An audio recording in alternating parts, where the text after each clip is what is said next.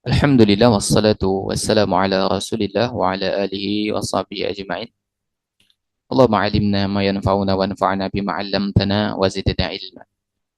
Hadirin sekalian, kemudian kita lanjutkan pada bahasan berikutnya itu berkaitan dengan mengakui milik orang lain yang bukan miliknya padahal mengetahuinya. Atau bahasa singkatnya itu mengakuisisi barang milik orang lain padahal bukan miliknya. Padahal dia tahu itu bukan barangnya. Hadirin yang oleh Allah Subhanahu wa taala, dalam konteks bahasan ini ada dua istilah ya. Itu ada istilah ghasab, ada istilah sariqah.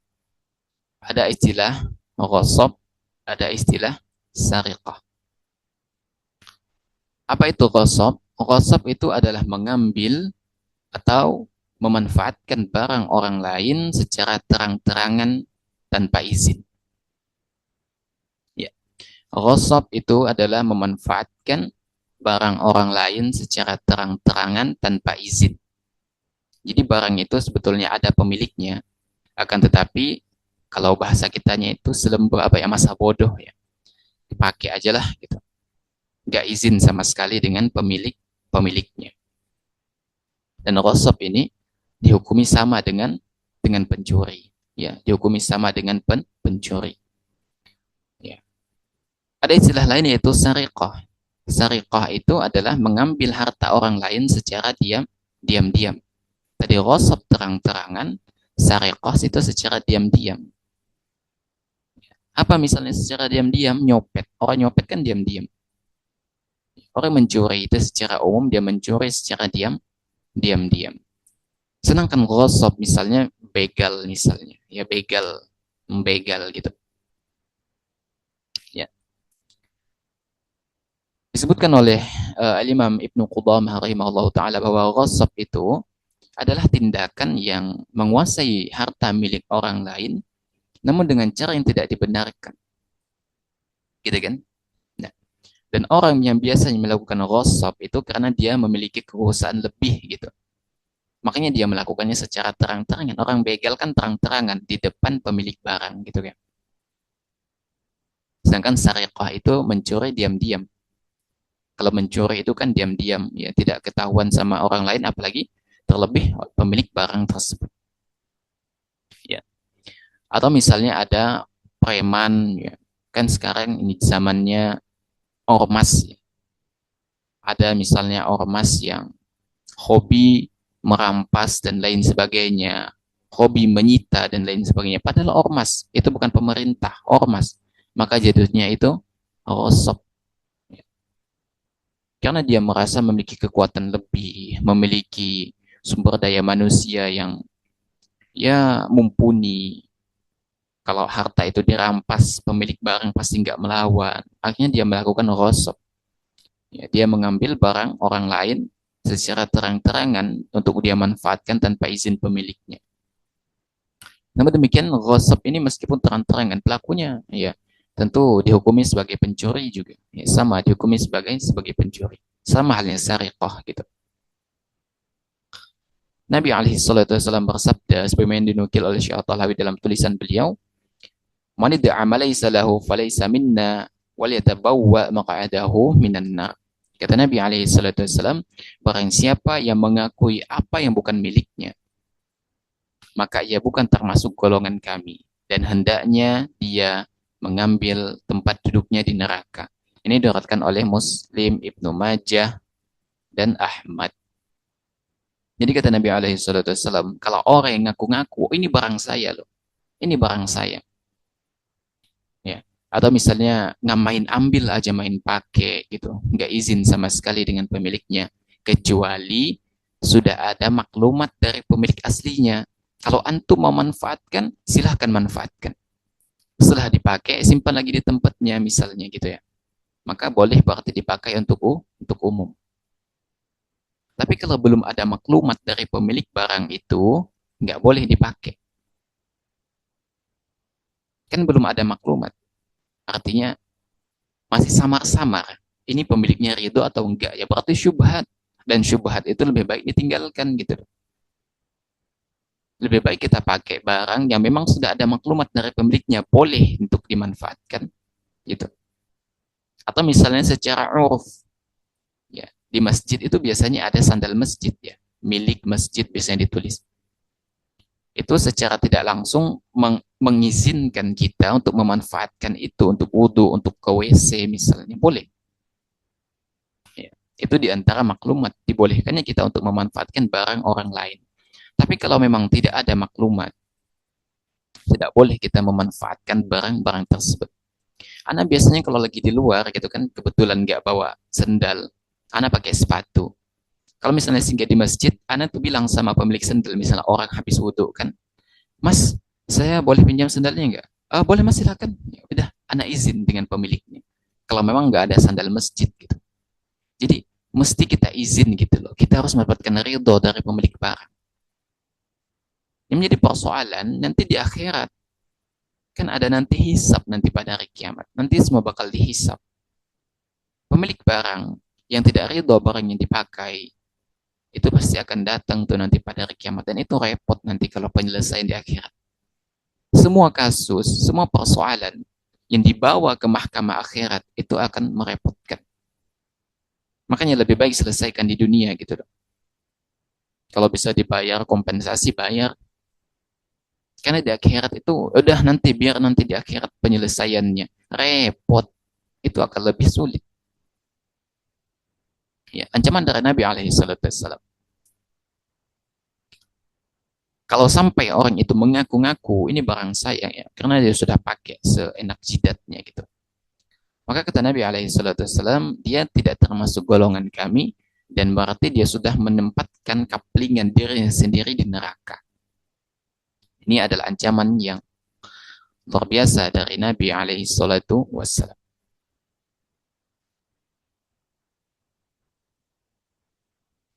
Hadirin makan oleh Allah Subhanahu wa taala. Dalam ayat lain ya, dalam dalil lain itu banyak sekali larangan kita untuk memanfaatkan barang orang lain secara zalim. Ya. Karena orang yang pakai barang nggak izin itu dia berarti melakukan kezaliman. Allah Subhanahu wa taala berfirman, "A'udzubillahi minasyaitonir rajim, ya ayyuhalladzina amanu la ta'kulu amwalakum bainakum bil batil." Kata Allah, ya orang yang beriman, jangan kamu saling memakan harta sesamamu dengan jalan yang batil. Ini larangan dari Allah Subhanahu wa taala. Ya. Dan ini adalah menunjukkan akan keharaman. Karena kaidahnya semua perintah dalam Al-Qur'an hukum asalnya itu wajib. Dan semua larangan yang disebutkan dalam Al-Quran hukum asalnya adalah haram. Kecuali memang ada dalil yang mengkhususkannya gitu. Dan di sini Allah Subhanahu wa taala mengatakan la ta'kulu amwalakum bainakum bil batil. Jangan saling memakan harta sesamamu dengan jalan yang batil. Apa misalnya jalan yang batil? Mencuri, begal, tadi sariqah, ghasab, merampas, korupsi. Itu adalah jalan yang batil. Riba misalnya, jalan yang batil. Dan di situ ada kezaliman di situ. Ya. Jadi Allah Subhanahu wa taala tegas melarang kita, jangan kata Allah. Jangan kata Allah. Namun banyak di antara orang yang justru melampaui atau melangkahi atau melanggar larangan Allah Subhanahu wa taala ini. Padahal Allah Subhanahu wa taala mengatakan, "Wala ta'tadu innallaha la yuhibbul mu'tadin." Jangan kamu melampaui batas, karena Allah itu tidak menyukai orang yang melampaui batas. Dan orang yang melakukan pencurian, perampasan, ya ghasab, ngambil barang orang gitu kan. Tentu ini adalah termasuk tindakan yang melampaui batas. Ini adalah tindakan yang melampaui batas.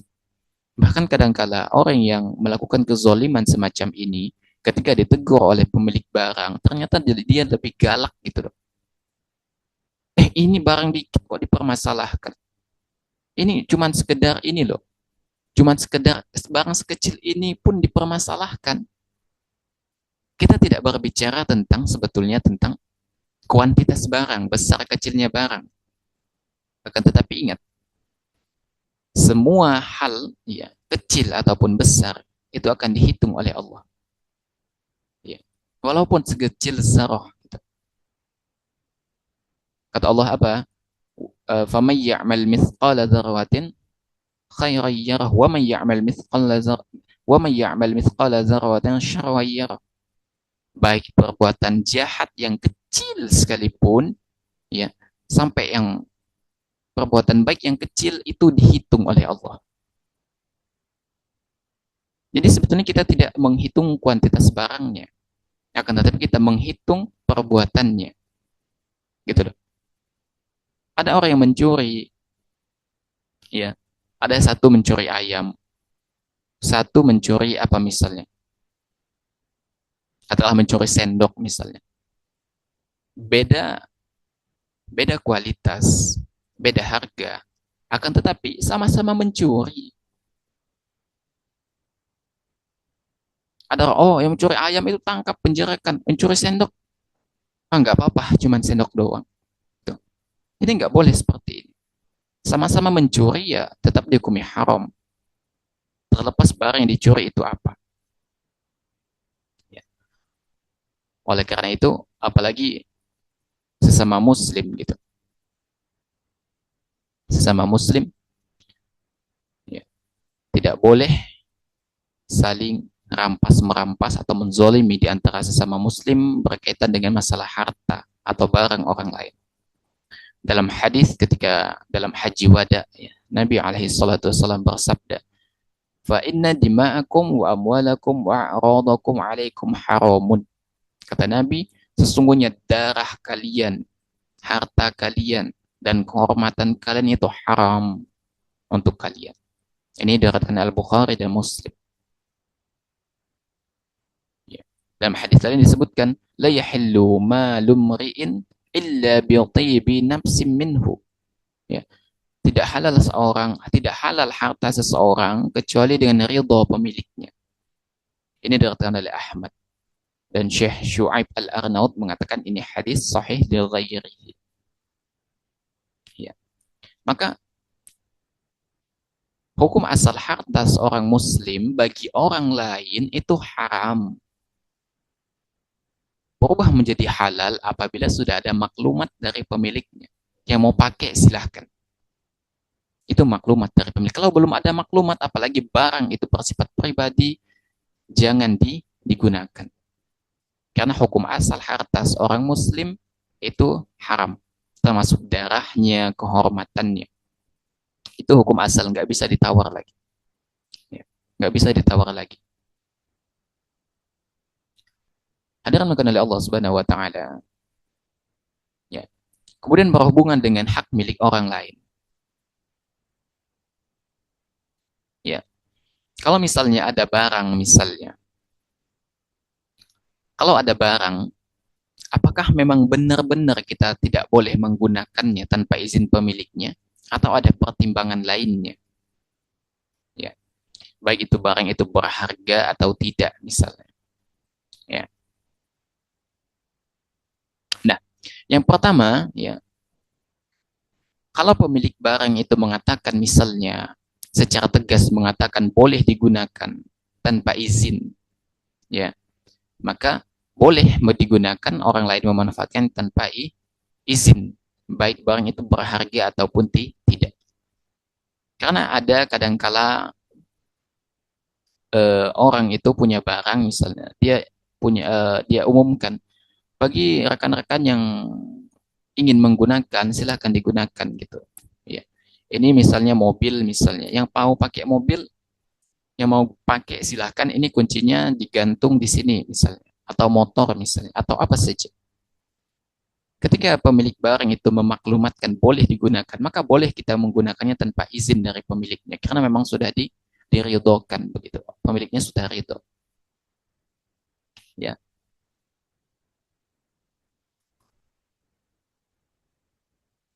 Atau misalnya tadi sandal masjid ya.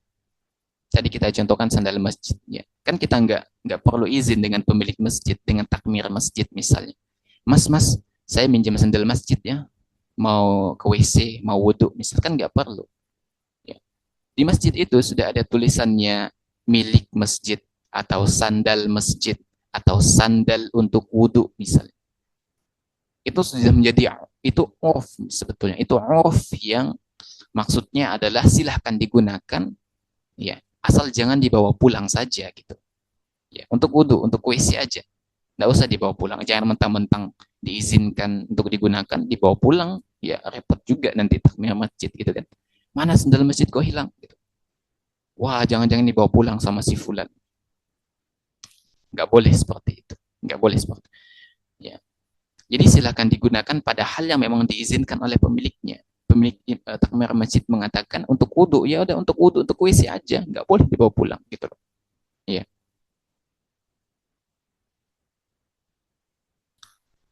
Oleh karena itu Syekhul Islam Ibnu Taimiyah rahimahullah itu mempunyai kaidah, ya. Wal idnul urfiyun kal idnil lafzi. Ya.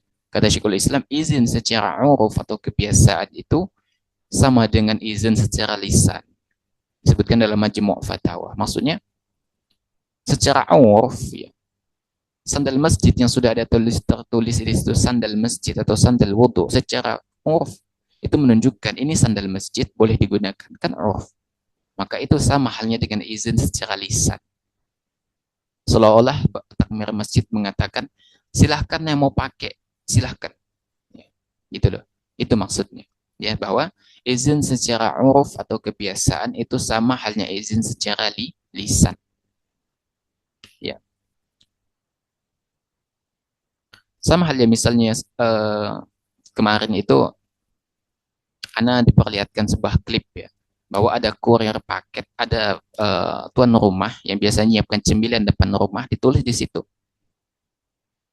untuk kurir paket. Jadi di situ ada makanan, ada cemilan, ada minuman gitu. Ditulis di situ untuk kurir paket. Jadi setiap kurir yang antar barang di situ itu boleh ngambil itu. Maka secara urf, ya, itu sama dengan secara lisan. Seolah-olah pemilik tuan rumah ini ingin bilang gitu, kalau kamu kurir ngantar paket, kamu boleh ngambil makan, kamu boleh ngambil minuman yang disediakan di depan rumah selama antum kurir gitu. Berarti itu sama halnya izin secara lisan gitu. Izin itu diberikan secara lisan. Hadirin bukan oleh Allah Subhanahu wa taala.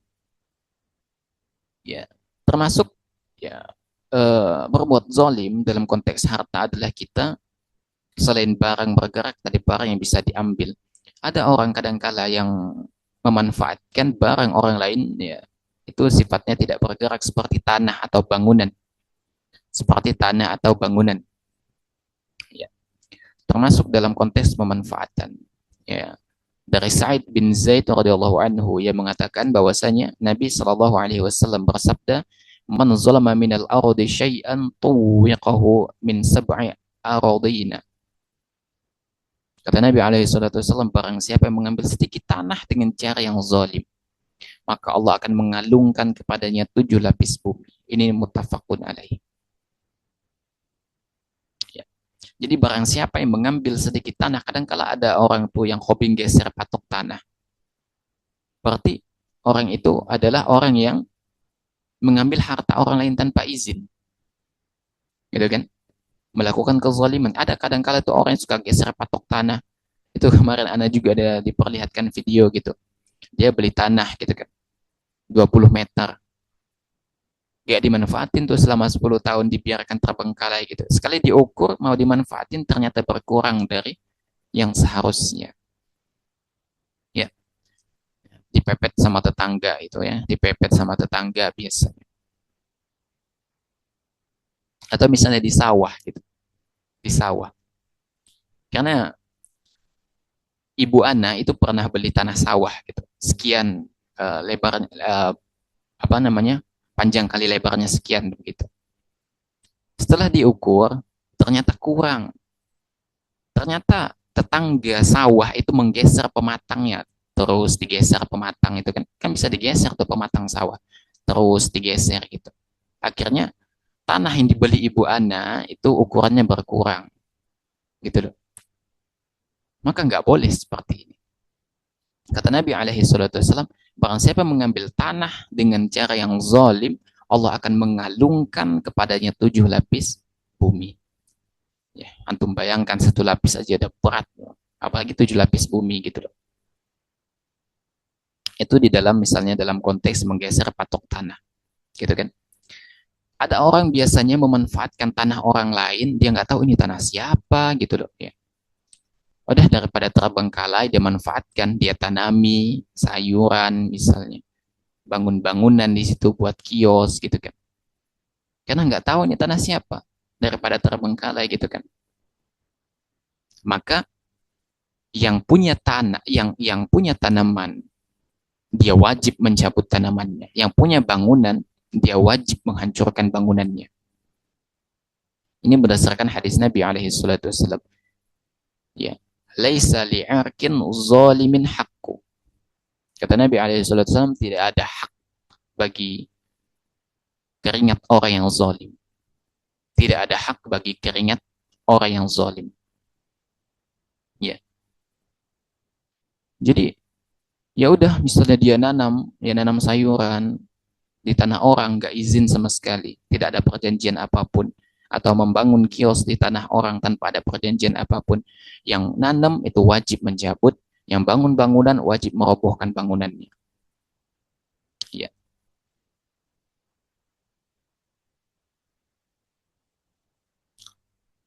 Dan apabila tanah itu diolah, misal diolah tanpa izin, diolah misalnya, ya, maka ia mengambil nafkahnya dan tanamannya bagi orang yang memiliki tanah.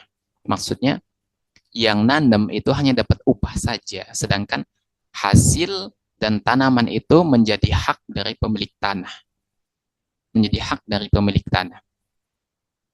Ya, sebagaimana hadis dari Rafi' bin Khudaij bahwasanya Nabi alaihi salatu wasallam bersabda, "Man zara'a fi ardi qaumin bighairi idznihim, falaysa lahu min az-zar'i syai'un wa lahu nafaqatuhu."